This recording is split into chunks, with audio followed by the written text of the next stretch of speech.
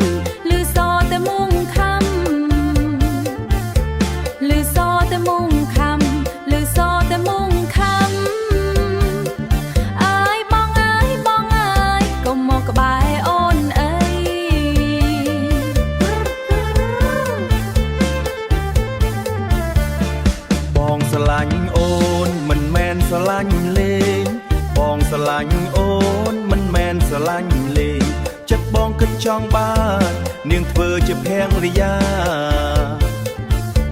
ទៅជម្រាបម៉ែឪទៅដណ្ដឹងតាមការទៅដណ្ដឹងតាមការអើយស្រីណាកុំអាឡតដៃសេបង